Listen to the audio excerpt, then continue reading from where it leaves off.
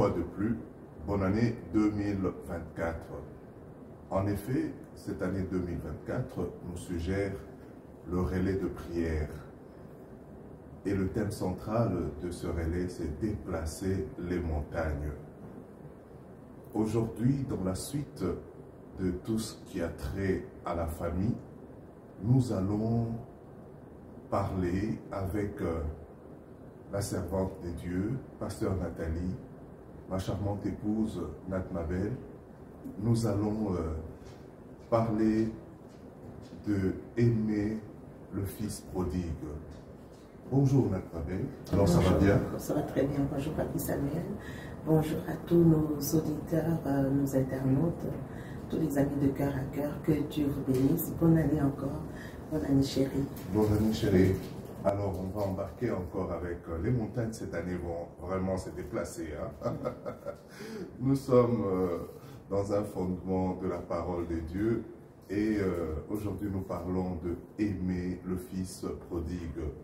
Et tout de suite, je pense que les enfants des dieux ou les fervents lecteurs de la Bible se situent déjà dans Luc 15, des versets 11 au verset 32. Et nous allons, permettez-nous de donner du contexte à ce que nous allons partager aujourd'hui. Et pour ce faire, je vais aller vous lire cette parabole de Jésus. D'ailleurs, très souvent, à chaque fois que nous venons nous confesser, nous nous plaçons dans le contexte du Fils prodigue. Donc, celui qui renonce à son passé et qui revient à la maison, comme le Seigneur nous le dit, celui qui revient vers moi, je reviendrai vers lui. Et ici encore, le Seigneur nous montre son amour inconditionnel. Le « je reviendrai vers vous », c'est un Père avenant, c'est un Père attendant, c'est un Père qui a été affecté, mais qui donne à cet enfant cette grâce, une grâce infinie, qui est en attente que ce Fils reviendra un jour. Alors je m'en vais vous lire cela tout de suite. Donc Luc 15, des versets 11 au verset 32, parabole du Fils perdu et de son frère.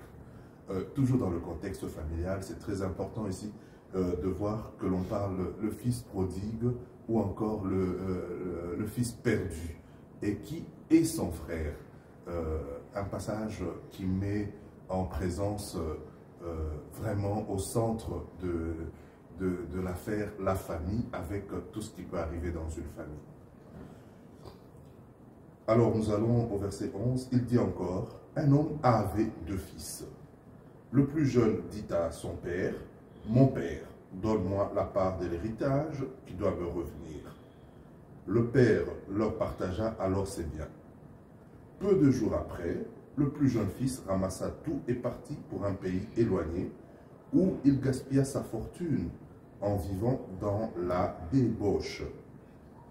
Alors qu'il avait tout dépensé, une importante famine survint dans ce pays et il commença à se trouver dans le besoin. Il alla se mettre au service d'un des habitants du pays qu'il envoya dans ses champs garder les porcs. Il aurait bien voulu se nourrir des caroubes que mangeaient les porcs, mais personne ne lui en donnait. Il se mit à réfléchir et se dit, combien d'ouvriers chez mon père ont du pain en abondance, et moi ici je meurs de faim. Je vais retourner vers mon père, et je lui dirai, Père, j'ai péché contre le ciel et contre toi. Je ne suis plus digne d'être appelé ton fils. Traite-moi comme l'un de tes ouvriers. Il se leva et alla vers son père, alors qu'il était encore loin. Son père le vit et fut rempli de compassion. Il courut se jeter à son cou et l'embrassa. Le fils lui dit, Père, j'ai péché contre le ciel et contre toi. Je ne suis plus digne d'être appelé ton fils. Mais le père dit à ses serviteurs, apportez vite le plus beau vêtement et mettez-le lui. Passez-lui un anneau au doigt et mettez-lui des sandales aux pieds. Amenez le veau qu'on a engraissé et tuez-le.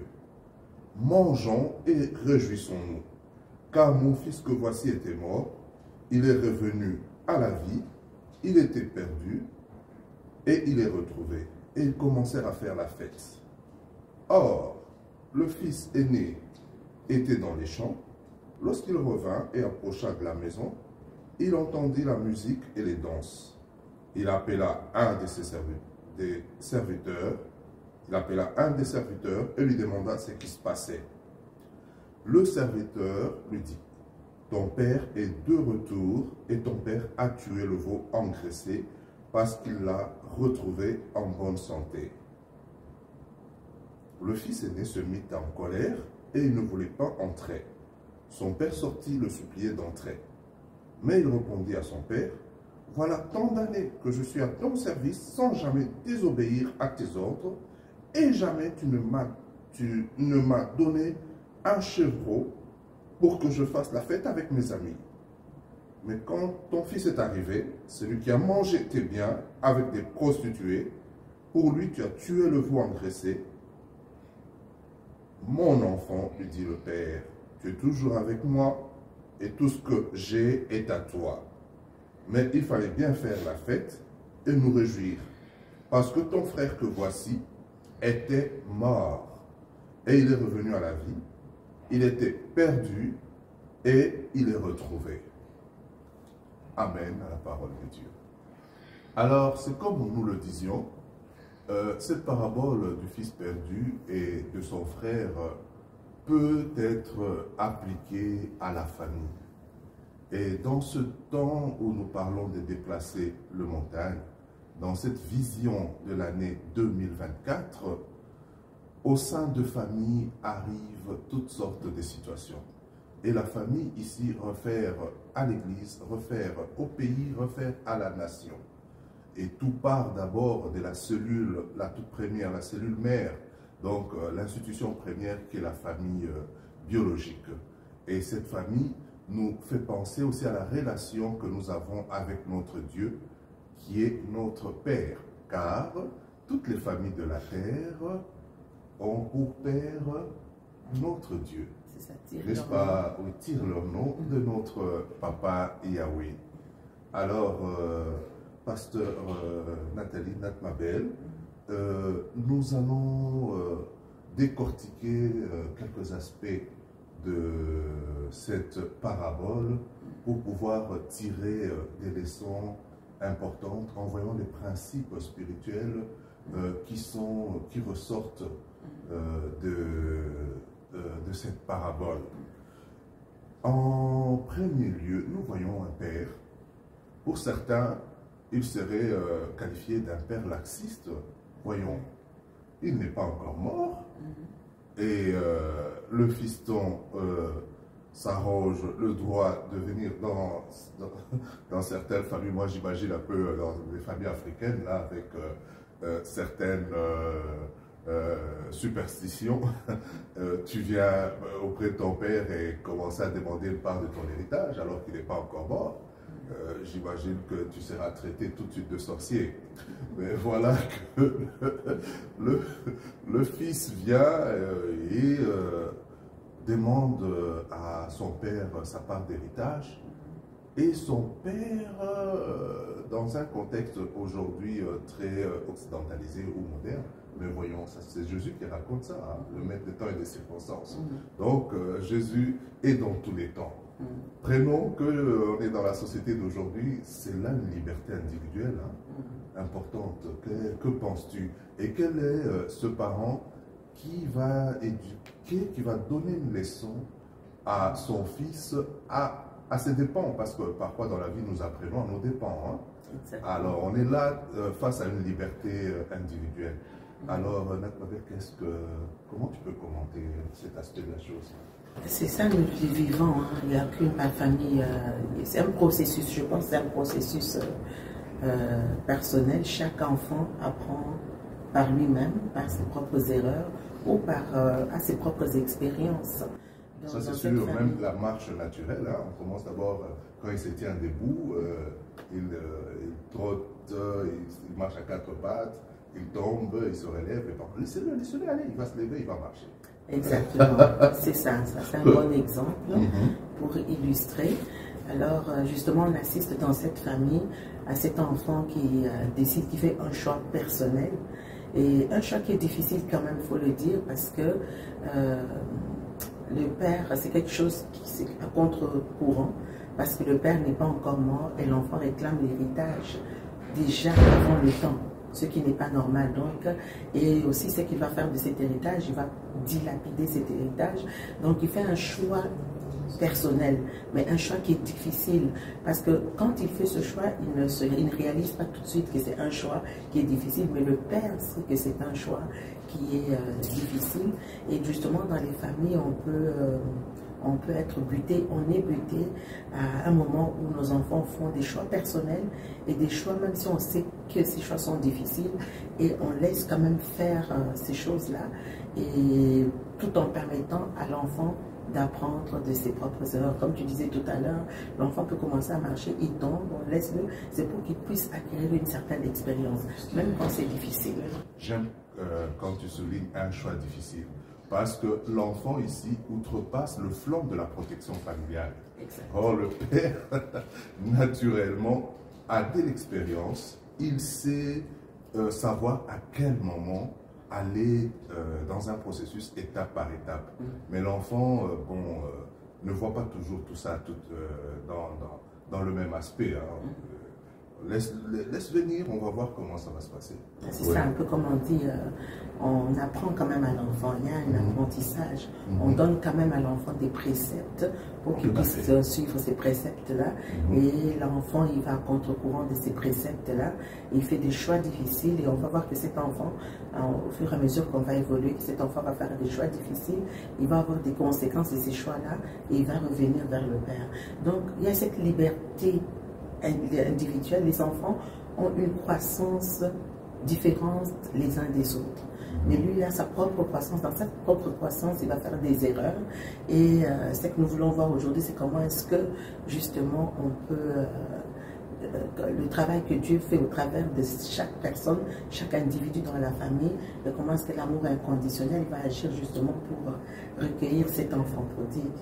Il y a donc un principe aussi d'accepter les erreurs de parcours. Et dans une famille, les erreurs de parcours doivent être acceptées pour démontrer, tu parlais de l'amour inconditionnel. Justement, la famille, c'est un lieu d'acceptation. Hein? La famille, c'est un lieu d'acceptation La famille est un lieu de croissance, est un lieu où les vies sont bâties, les enfants sont bâtis dans la famille. Donc, la famille devient les parents, la famille devient cet environnement que le Seigneur a créé justement pour créer, pour être un lieu d'amour inconditionnel, un lieu d'acceptation inconditionnelle. Pourquoi? Parce que quand les enfants commencent à croître, les enfants vont commettre toutes sortes d'erreurs. Nous-mêmes, nous avons commis beaucoup d'erreurs en grandissant. On n'a pas grandi sans erreurs, là. On a vraiment grandi avec des erreurs, on a fait des erreurs, on a été rebelles, on s'est opposé à la volonté des parents, même si les parents savaient qu'on faisait des erreurs, mais les parents, la famille est ce lieu où le parent, justement, accepte inconditionnellement parce qu'il sait que l'enfant est dans un processus de croissance. Donc voilà, si je peux dire, oui, la famille est un lieu d'acceptation inconditionnelle malgré les erreurs de l'enfant. La famille est le lieu justement où l'enfant va être bâti, va être accepté malgré ses différences, malgré sa rébellion, et tout en croyant évidemment que le Seigneur va ramener cet enfant à un moment donné. Et un lieu justement d'acceptation inconditionnelle, c'est autant d'apprentissage, non seulement pour les parents, pour l'enfant, mais aussi pour les parents. Les parents dans la famille apprennent à être patients. Nous regardons toujours Luc, hein, le docteur Luc qui nous parle ici de la parabole du fils prodigue, mais bien avant il nous a aussi parlé dans Luc 2 de comment Jésus grandissait avec des traits particuliers, parce qu'il y avait aussi le Saint-Esprit, Dieu en lui qui se manifestait. À 12 ans, il était capable de rester au temple et d'enseigner, ses parents étant déjà rentrés, comme ça marchait en communauté. Ils ne se sont pas rendus compte qu'il était absent. Après 3 jours, je ne sais pas, autant de jours de marche, et on s'arrête, on constate que le petit Jésus de 12 ans n'est pas avec eux. Ça oblige les parents à retourner le chercher. Et quand on le retrouve, il est entouré des docteurs à qui il est en train d'enseigner. Tout le monde est impressionné par son intelligence, par tout ce qu'il leur dit. Et voilà, quand les parents, mais pourquoi tu nous as fait ça? J'imagine un père impatient dans ce temps. Mais moi, je me mets dans le contexte. Je pense que j'aurais juste un mot à dire. Je le trouve après que, certainement en reculant, en revenant comme ça, il y a des choses son père Joseph était charpentier, donc il avait un travail, la fête était finie, au retour à la maison, c'est la routine qui reprend. Je m'imagine dans le contexte d'aujourd'hui, j'ai mes dossiers, j'ai ma pile là de la semaine, et toi tu restes traîné. Le parent impatient, c'est de retourner, de dire hey, ça suffit, on retourne à la maison. tu vois ça donc? La famille est aussi un lieu, cet amour inconditionnel nous apprend la patience. Dans le même passage, la Bible dira que Marie observait tout cela et gardait ça dans son cœur. Effectivement, la famille, c'est le lieu où les enfants se développent. C'est un lieu de développement. Et dans le développement de l'enfant, justement, comme tu disais, dans le contexte actuel, on peut être amené à être impatient parce que nous-mêmes, nous avons un travail à faire. Mais il faut que le parent ait cette perspective de toujours comprendre que l'enfant est en développement et il a absolument besoin d'être patient. D'ailleurs, la Bible dit que l'amour est patient. Pourquoi est patient? Et même Dieu lui-même à notre égard, Dieu est patient. Cette parabole, en fait, oui, elle parle de la famille et ce contexte se passe dans le milieu familial. C'est pas pour rien que Dieu donne cet exemple, parce que justement ce Père qui est Dieu et le Père céleste, le Père terrestre est le reflet de ce que doit être le Père céleste. Et ça nous montre vraiment la patience de Dieu à notre égard également, parce que Dieu use de patience. Alors, il sait qu'on est en développement. Il ne faut pas oublier que dans la famille, les enfants se développent de façon très très personnelle et différente. Il y en a qui se développent plus rapidement, qui acquièrent une maturité plus rapidement, mais il y en a qui se développent aussi à un rythme différent. Alors ça prend vraiment que le parent use de beaucoup de patience pour attendre que l'enfant se développe et qu'il puisse atteindre justement cette maturité-là. Donc là, le parent comprend que l'enfant est en apprentissage, est en développement, alors on use des patiences et surtout pas briser ce processus de développement en brimant l'enfant, en le détruisant, en disant des paroles parfois qui peuvent outrepasser et qui peuvent briser le développement et que l'enfant ne comprend pas en fait. Il faut savoir que l'enfant qui a un développement ne comprend pas les choses, mais il faut laisser vraiment cette patience. Avoir cette patience. Avoir cette patience qui permet à l'enfant de comprendre, d'arriver. Et tout ça se fait justement dans une ambiance familiale où on prodigue des conseils, où on donne des conseils. Oui, si l'enfant a mal fait, on peut reprendre l'enfant, mais toujours savoir de quelle façon reprendre l'enfant pour que l'enfant aboutisse bien dans ce processus de développement. Tout à fait. Et remarque aussi que après que l'enfant soit revenu, il y a un événement exceptionnel, il y a une fête, on le reçoit avec joie, il est même en quelque sorte couronné, c'est un habit, c'est des vêtements nouveaux, les plus beaux vêtements, on lui passe l'anneau qui est un signe de pouvoir. Par l'anneau, on authentifiait des documents. Le papa c'était un homme riche. Et c'est la grande fête. On ne choisit pas n'importe quel animal à festoyer. C'est le veau gras. malgré tout ce que l'enfant a fait. C'est ça qu'en fait, si on peut revenir un petit peu à l'enfant prodigue et les choses qu'ils font aujourd'hui, si on met ça dans le contexte familial, les enfants vont faire des choix difficiles, les enfants vont se rebeller, les enfants vont plonger dans la drogue, les enfants vont plonger dans les gangsterisme, les enfants vont plonger dans le mensonge, ils vont lâcher l'école, les enfants, on assiste à des scènes, l'enfant dit qu'il va à l'école, mais il ne va pas à l'école. Il a décroché complètement. Il a décroché, il va faire la fête, et puis il refuse d'étudier. Toutes sortes de choses que les enfants peuvent faire aujourd'hui. Hein.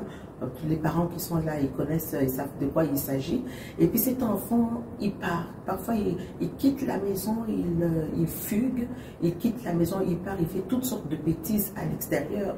Mais on voit la patience du père qui va continuer à prier. Parce que quand on parle de cette patience-là, on voit un père qui va continuer à prier pour ses enfants, qui va continuer à espérer que l'enfant va revenir, qui va continuer à attendre. Donc, il y a ce père qui attend avec patience. Mais on est buté très souvent quand l'enfant revient.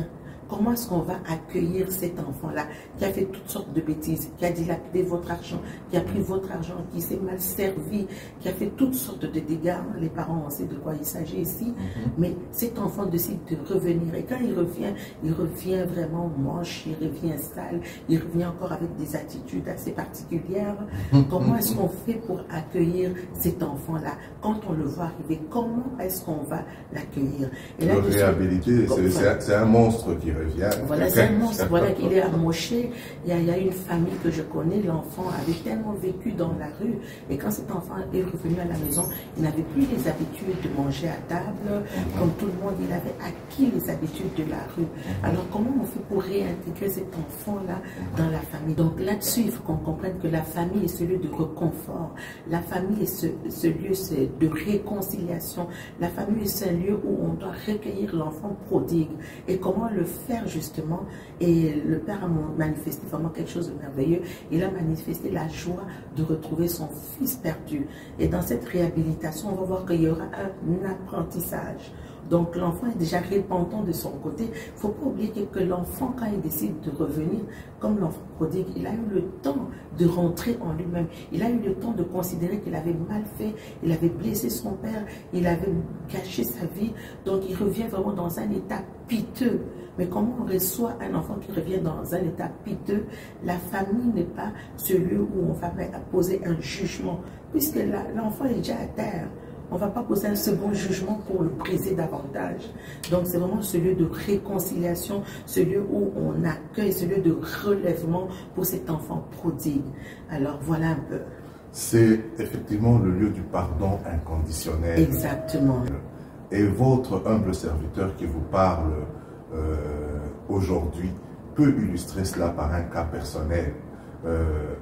Nat Mabel a fait allusion plus ou moins à dire que on n'est pas tombé du ciel, hein, on est passé par beaucoup de choses. Et nous, on se connaît depuis notre adolescence.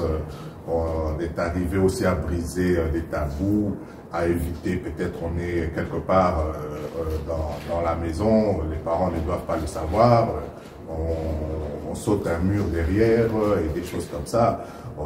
Bon, je vais d'abord parler du pardon, un cas vraiment patent qui m'est arrivé personnellement.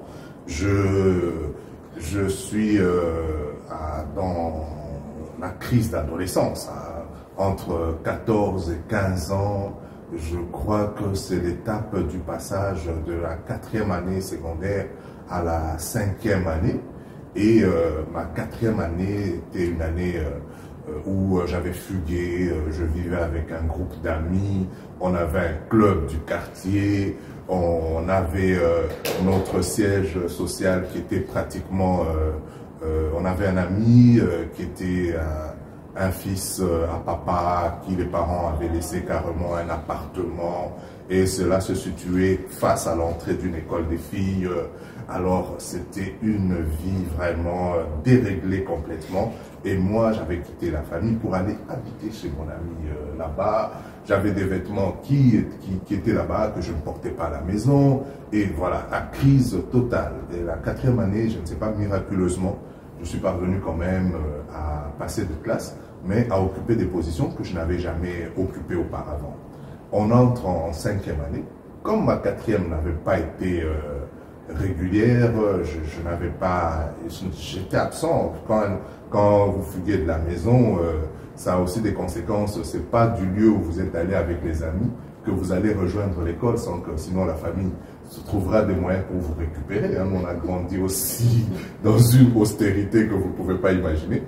Alors, il m'arrive quand même de revenir et de chercher à me réconcilier avec les parents. Pour faire une histoire courte, quand j'entre maintenant à ma 5e année, je décide de redevenir un enfant de la maison. Et là, mes résultats de la première période ne sont pas là. La 4e n'avait pas été aussi sérieuse. Alors, par voie des conséquences, la 5e, et puis on avait un titulaire qui était très intimidant. Je ne sais pas si je peux citer son nom ici, mais bon. 5e littéraire à Madini. Alors, lui là, qu'est-ce qu'il nous disait? Tous ceux qui viennent de... On trouvait ceux qui avaient repris la classe. Et lui, à la première journée, il nous disait, tous ceux qui viennent de la 4e année, soyez-en sûrs que la 5e, c'est le filtre avant d'aller à la 6e pour le diplôme d'État. Vous allez redoubler des classes. Déjà, moi, la 4e était était comme ci, comme ça. Alors, première période en 5e, je sors l'avant-dernier de la classe. Alors, tu es revenu en famille, tu reviens avec un tel bulletin que tu dois présenter aux parents. Nous, les parents signaient les étapes systématiquement pour le suivi. Parce que c'était une collaboration parents et enfants. Ça existe encore de nos jours. Alors, tu amènes, ton père est installé au salon, tu lui amènes le bulletin, tu trembles comme une feuille de papier, tu es sûr que ça sera la bastonnade. Là. Tu présentes ce bulletin.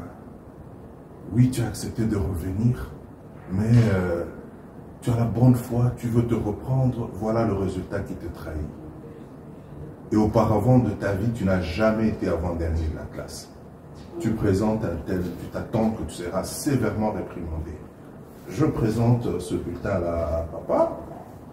Je suis là à distance en train de trembler. Il constate ça. Hein. On avait des parents très autoritaires. Hein. Alors il remarque mon attitude. Il me surprend. Et il me surprend agréablement. Il regarde ce bulletin, il constate qu'il voit le pourcentage, il voit la place. Il me regarde, il me fixe dans les yeux. Moi, je m'attendais peut-être soit le même bulletin ou bien le support sur lequel il est en train, que ce support-là finisse dans ta face. Hein? Mais il me fixe du regard. Et puis tendrement, il me dit, papy, ça c'est mon petit nom en famille, hein? Ma belle continue à m'appeler comme ça. Ben, j'aime aussi papy, au niveau de l'église, pasteur, j'aime le papy Samuel, ça rapproche. Alors là, il me dit, papy, sais-tu que tu es un garçon intelligent? Waouh, un garçon intelligent, mais avant-dernier de la classe. Je comprends tout de suite qu'il voulait me remonter. Alors, pour faire une histoire courte, pas longue, c'était vraiment la remontada. Parce que d'avant-dernier, la période qui a suivi, tout de suite après, j'étais le premier de la classe. Et ce rebondissement a impressionné mon titulaire de classe qui allait maintenant dans toutes les autres classes de l'école pour dire il y a un phénomène qui vient de se passer. Au fond, j'avais eu 51% avant-dernier à la première période de la 5e année. Et à la deuxième période, j'étais le premier de la classe avec 70%. Juste ce boostage-là que le Père m'a reçu comme Dieu, comme le Père du Fils prodigue ici. Oui. Oui, mais ça c'est vraiment un bon exemple. Hein. Et la famille est ce lieu justement de réconciliation. Et l'exemple du Père, l'exemple de ton Père en le faisant, l'exemple du Père ici, c'est de montrer également à tous les membres de la famille l'exemple du pardon inconditionnel. Ouais. La famille est un lieu de réconciliation, est un lieu de relèvement. Donc, j'aime bien ça, le pardon inconditionnel. Et ça doit rester constamment à notre esprit que quand quelqu'un revient, il faut lui pardonner. Ça peut se passer au niveau de la famille, ça peut se passer au niveau de l'église, au lieu de regarder quelqu'un de haut et de dire oh ben, celui-là, et de le juger, lui c'est un malade, lui c'est un prostitué. Non, la personne est dans le processus de changement. La personne est dans le processus c'est un processus de croissance. Alors il faut vraiment que la personne, quand elle revient, qu'elle retrouve cette atmosphère de bienveillance, ce cœur bienveillant. Et tu disais tout à l'heure avec ces paroles, des paroles qui relèvent. Exactement. Au lieu de te traiter de la manière que tu as fait, oui. On te montre qui tu es devant Dieu. On ne te traite pas de médiocre, les paroles. Oui, comment est-ce que réintégrer cet enfant? On ne le traite pas de médiocre, on dit tu es intelligent. On dit ça, c'est ta nature n'est pas ce que tu as fait, mais ta nature était intelligent, ta nature est bon, ta nature, donc choisir les bonnes paroles pour ramener l'enfant. Exactement, la restauration doit être complète. Parlons de l'impatience ou des réactions brutales qui peuvent être à l'opposé de ce qu'on voit ici avec le père du fils perdu. C'est vrai que le parent peut facilement perdre patience et tenir des propos offensants qui peuvent être maintenant à l'inverse constituer un danger pour l'évolution de l'enfant. Moi je me souviens toujours dans cette crise d'adolescence, tellement que mon père était en colère contre moi, je n'avais plus de nom dans la maison de mon père. C'était voilà, voyou. Quand on m'appelait ou on envoyait mes frères m'appeler, appelez-moi ce voyou de votre grand frère là, le voyou, le voyou. Un jour, j'entre dans ma chambre, je fais une réflexion, je dis mais tiens, papa a oublié mon nom quoi. Finalement, mon nom est devenu voyou. Mais vous savez. Avec ça, vous pouvez encore enfoncer davantage un enfant. Ou il va se dire, ben, écoutez, moi je suis le raté, tout n'est pas beau, alors j'assume. Ça, il faut faire très attention. Hein. C'est vrai, moi, le cas ici, dans l'éducation, il y a la carotte, il y a la chicotte, mais il y a aussi le bonbon, les récompenses. Mais ici, c'était vraiment de remonter. Alors, effectivement, au sein de la famille, la restauration doit être complète. Et la restauration doit être complète et on peut voir dans ces textes justement le rôle crucial que doit jouer le parent.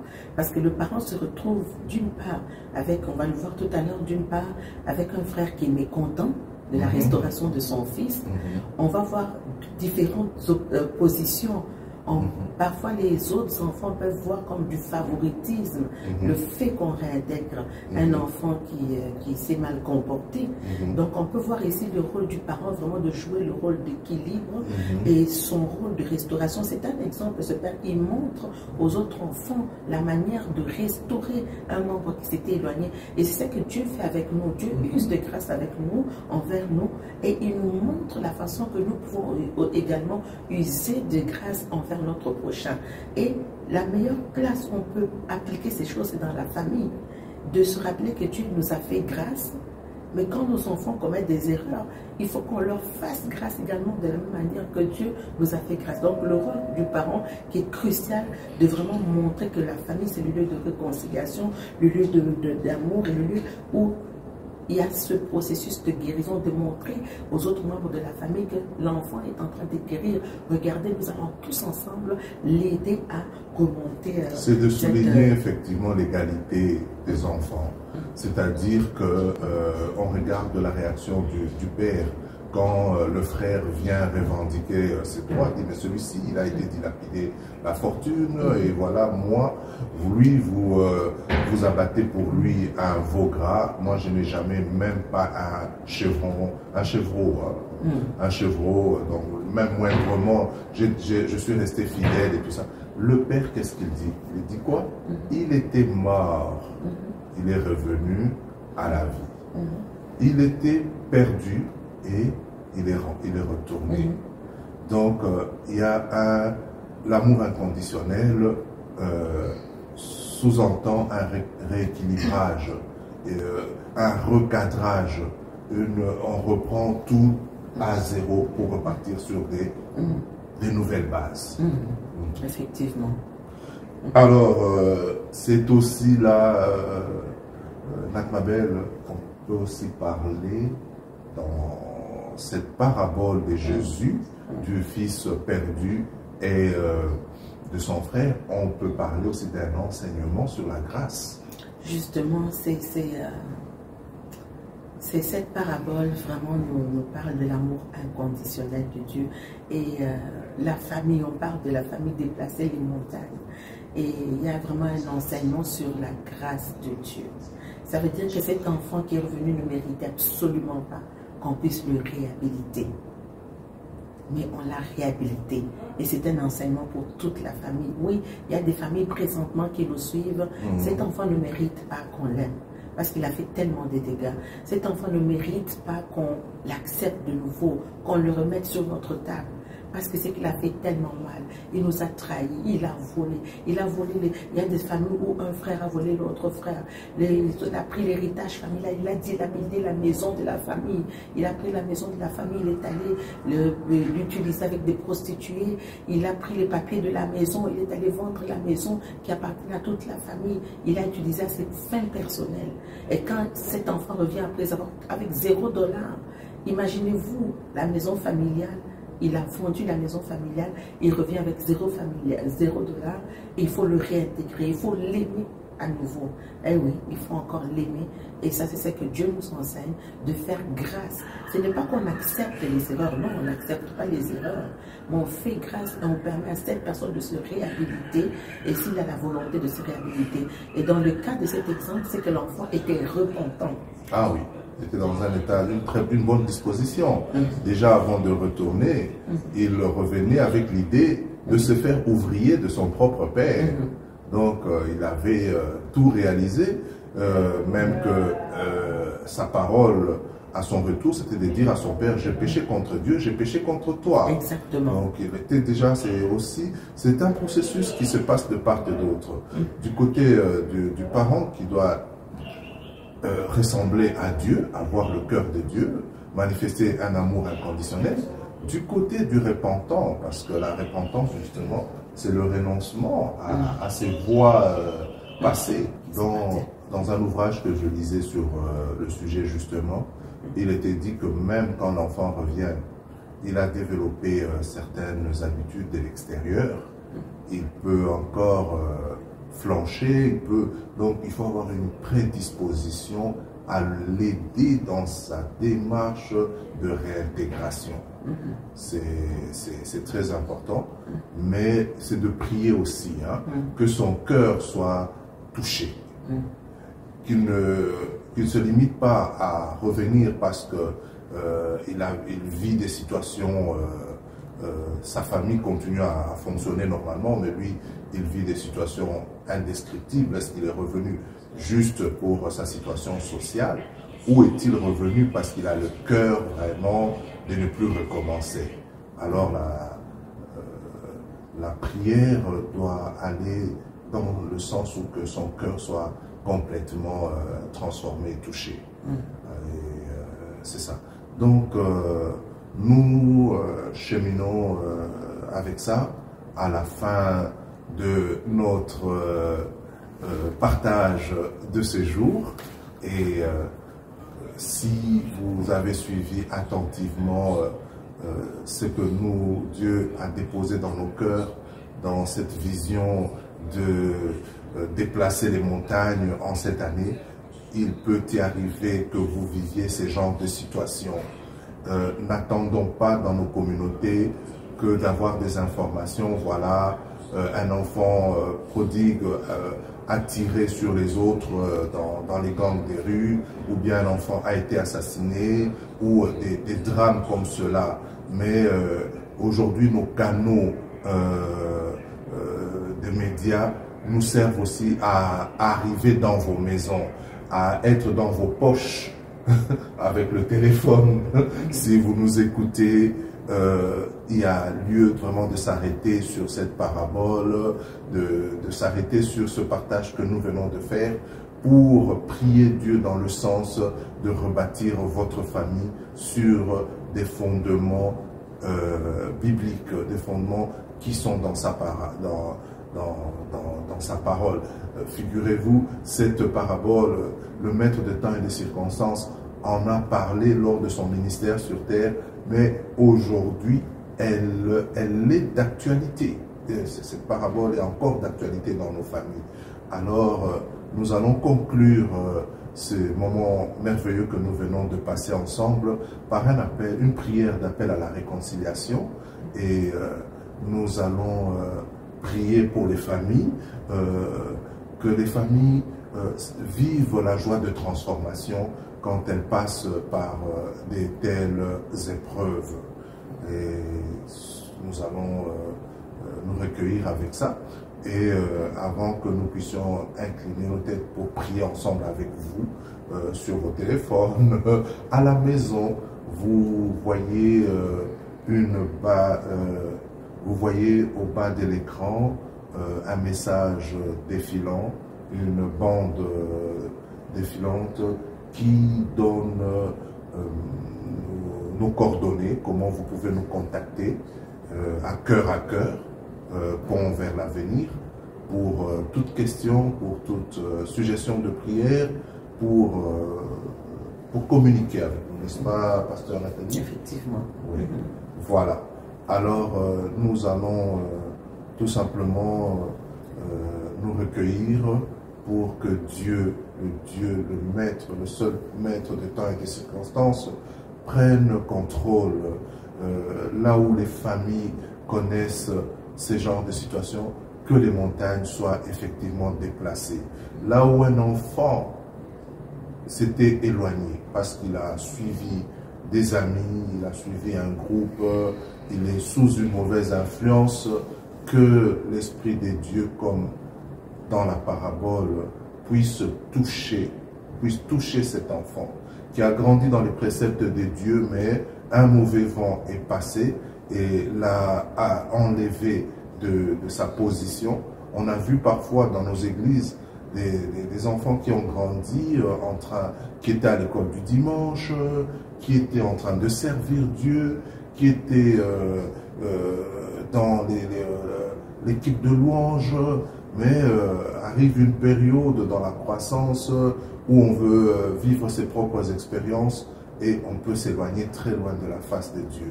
Alors notre prière aujourd'hui sera de faire comme le Seigneur qui dit que une brebis qui s'est égarée de l'enclos, que fait le bon berger?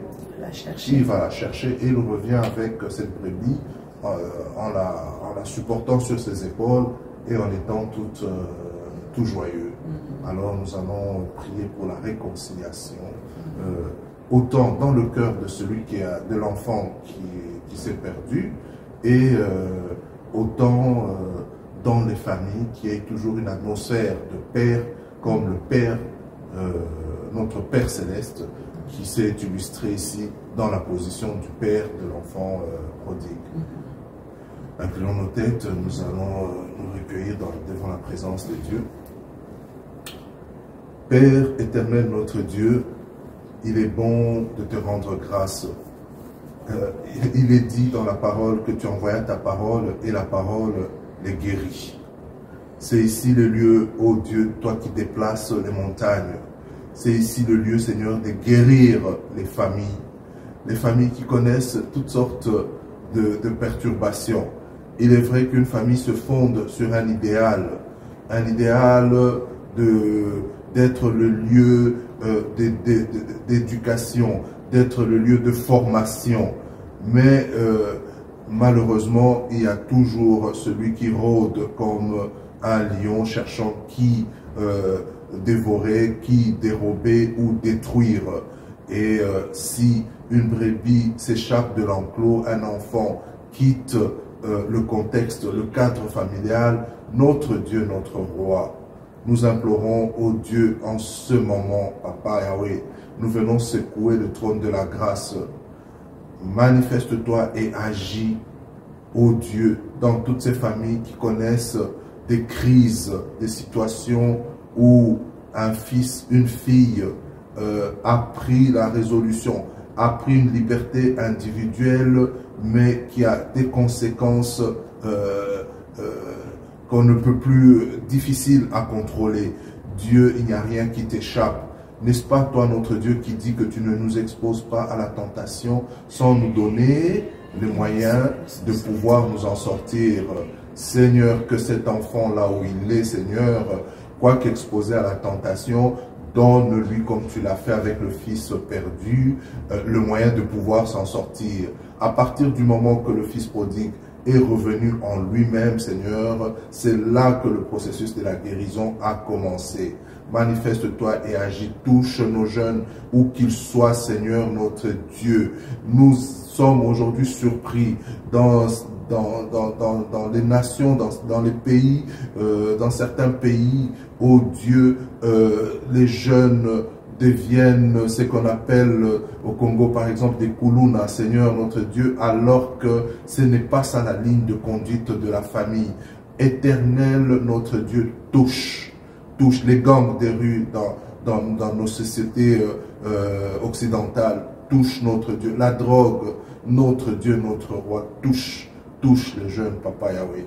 Et nous, les parents, Seigneur notre Dieu, dispose de nos cœurs pour que la famille demeure toujours le lieu de transformation avec joie dans le nom de Jésus-Christ. Amen. Amen. Merci, Tante Père. Amen. On voudrait parler vraiment aujourd'hui, il s'agit d'aimer l'enfant prodigue. Donc, le parent est défié. Il est défié par cet enfant. Cet enfant peut nous avoir blessés profondément, nous avoir trahis profondément, nous avoir déçus profondément. Et on est brisé. Parfois, on a essayé plusieurs fois. On a essayé encore et encore. Et on a parlé, on a donné des conseils. Et cet enfant est demeuré dans son état. Mais finalement, un jour, Dieu, par sa grâce, fait que cet enfant revienne. Que vraiment, que tous les parents qui avaient des blessures dans les cœurs, que les cœurs soient pensés également aujourd'hui. Et que cet amour inconditionnel, inconditionnel, ça veut dire sans condition. En effet. Quand l'enfant revient, voilà, c'est cet amour qui va le recueillir et vraiment souligner l'importance que l'enfant revient dans des bonnes dispositions. Et c'est vraiment mettre tous les moyens en valeur. S'il faut qu'il prenne une thérapie, s'il faut qu'il soit restauré complètement. Qu'il soit restauré totalement. Oui. Que les familles soient ce lieu où chaque enfant est accepté, ce lieu où chaque enfant est soutenu, ce lieu où chaque enfant se sente aimé, et ce lieu de paix. Papy Samuel, cet enfant qui revient, il sait une chose, c'est que dans la maison de son père, il est carrément certain qu'il va être repris, reçu et accepté. Il a cette espérance qui ne trompe pas. Que nos lieux soient cet endroit, ce havre de paix où l'enfant sait qu'en revenant, il ne sera pas rejeté, mais qu'il sera accepté. Que Dieu vous bénisse. Amen. Merci de nous avoir encore suivis.